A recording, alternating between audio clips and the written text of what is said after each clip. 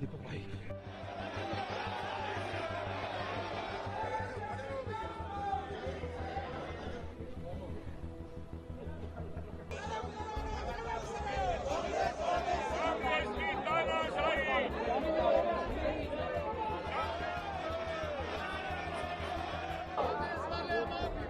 माफी मांगो, माफी मांगो।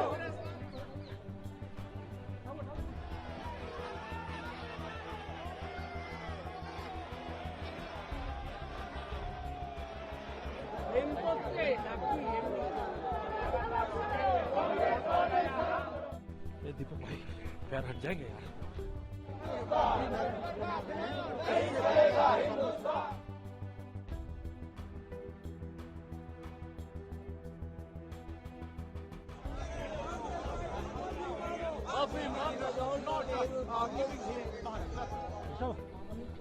हट जा, हट जा, हट जा। मैं हूँ, तू जा वहाँ पे, जा तू जाना। देखिए, कल की पूरी घटनाक्रम सबको पता है। हम भारत रत्न डॉक्टर बाबा साहेब अम्बेडकर जी के स्टैच्यू से निकले, हम यहाँ पे आए और जिस तरह से हमारे साथ उस समय जो वक्त के साथ उस समय हमारे साथ जो हुआ, धक्का बुक्की हुई, उसकी कंप्लेंट हमने भी फाइल की है। हम सभापति जी को कंप्लेंट ऑलरेडी फाइल कर चुके हैं। सभापति को हमने कहा है कि जिस तरह से हमारे साथ मैन हैंडलिंग हुई उस दिन, हमें धक्का बुक्की करने का काम हुआ, हमने वीडियो भी पोस्ट किए हैं। हम आपको सबूतों के साथ आ रहे हैं और हमारे पीछे आदरणीय मल्लिकार्जुन खड़गे साहब खड़े थे, आदरणीय प्रियंका गांधी जी खड़ी थी और जिस तरह से सभी आए, फिर बीच में पप्पू यादव जी को आना पड़ा ताकि रोक सके।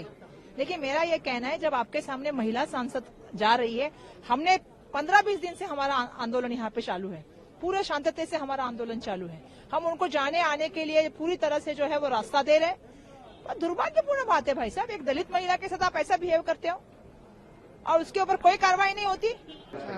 देखिए, बहुत अफसोस की बात है कि जिस सत्र में हमने संविधान दिवस मनाया, कॉन्स्टिट्यूशन पे चर्चा करी, उसी चर्चा के दौरान जो गृह मंत्री जी की टिप्पणी आई वो बहुत ही अफसोसजनक है। वो भी हमारे देश के संविधान के निर्माता रहे बाबा साहेब अम्बेडकर के बारे में, और जिनको पूरा देश मानता है, क्योंकि संविधान से ही हमारे हर नागरिक के अधिकार निकलते हैं। तो बहुत अफसोसजनक टिप्पणी थी और हम यही मांग करते हैं विपक्ष के लोग कि उन गृह मंत्री अपने शब्दों को वापस लें, माफी मांगे, और उसी के तर्ज पे यहाँ पर हम सब ने विरोध प्रदर्शन किया। विरोध का अधिकार भी हमें संविधान से मिला है, तो उसी अधिकार का इस्तेमाल करते हुए सबने यहाँ शांतिपूर्वक विरोध किया। और जो झूठी बातें भाजपा फैला रही है कि इस तरीके से धक्का मुक्की हुई, हम लोग दोनों दिन प्रदर्शन में रहे और हमारे सामने ऐसा कोई भी हालात नहीं बने। हालांकि हमने ये तक देखा कि सभी सांसद अंदर जाते हुए एक कतार में अंदर गए हैं, तो व्यवस्था ठीक थी, शांतिपूर्वक थी। लेकिन क्योंकि इन्हें ध्यान भटकाना है, अपनी जो इनसे चूक हुई है, भूल हुई है, उसको ना कबूलते हुए दूसरे की किसी को चोट लग गई और इस तरह के जो झूठे षड्यंत्र भाजपा हमेशा करती है, उसके तहत मुझे लग रहा है ये ध्यान भटकाने का एक प्रयास है। लेकिन संविधान से हमारा ध्यान नहीं भटकेगा, बाबा साहब से हमारा ध्यान नहीं भटकेगा और हम अभी भी अटल है कि गृह मंत्री माफी मांगे, अपने शब्दों को वापस ले। संविधान को लेकर भी जिस तरह से उसका अपमान हुआ, उस पर भी आपने देखा कि किस तरह से सत्ता पक्ष ने उसको उससे ध्यान भटकाने के लिए यहाँ पर कल जो कुछ भी हुआ बहुत दुर्भाग्यपूर्ण है। और सीसीटीवी कैमरा है जब पार्लियामेंट के पास, तो क्यों नहीं सच्चाई की जांच के लिए पहले सीसीटीवी कैमरे को सार्वजनिक किया जाता, उसके बाद केस दर्ज होता, उसके बाद में देश के सामने बातें आती, बयानबाजी होती। लेकिन कुछ ना कुछ तो सत्ता पक्ष छुपा रही है। कल के मामले में आप सोचिए, माननीय राहुल जी जैसे एक सुलझे हुए पॉलिटिशियन जब जान रहे हैं कि यहाँ पर सीसीटीवी कैमरा है, चारों तरफ लोग हैं, तो कभी भी वो किसी महिला का अपमान कर सकते हैं क्या? मैं तो विश्वास नहीं करती। अगर हुआ है बहुत दुर्भाग्यपूर्ण है, लेकिन ऐसा अगर होता सार्वजनिक रूप से आज तक उनके रिकॉर्ड में कभी है नहीं। तो आरोप लगाने के पहले एटलीस्ट सीसीटीवी कैमरा की जांच होनी चाहिए थी, अभी भी होना चाहिए। और धक्का देना और ये, बल्कि भाजपा वाले ही हमें रोक रहे थे जब हम लोग आकर हाउस चलने का टाइम होने वाला था, तो हम लोग जब प्रोटेस्ट करके आगे बढ़ने की कोशिश कर रहे, तो भाजपा वाले हमें रोक रहे थे।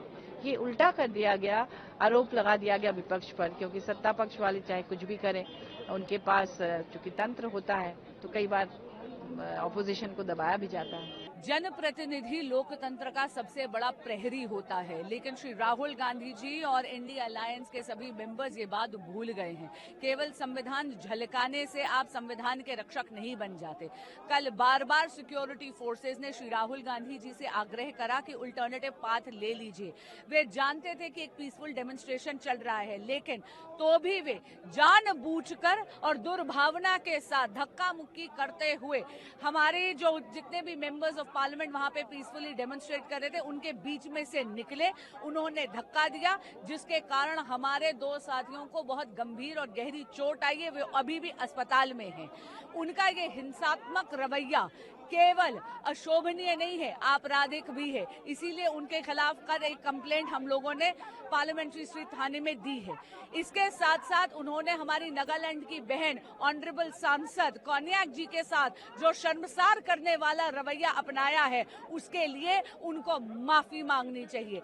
कोन्याक जी ने पहले ही आदरणीय चेयरमैन राज्यसभा जी को शिकायत दे दी है, लेकिन मुझे लगता है कि कब जागेगा कांग्रेस के एमपीज का ज़मीर, उनको शर्म करनी चाहिए और माफी मांगनी चाहिए।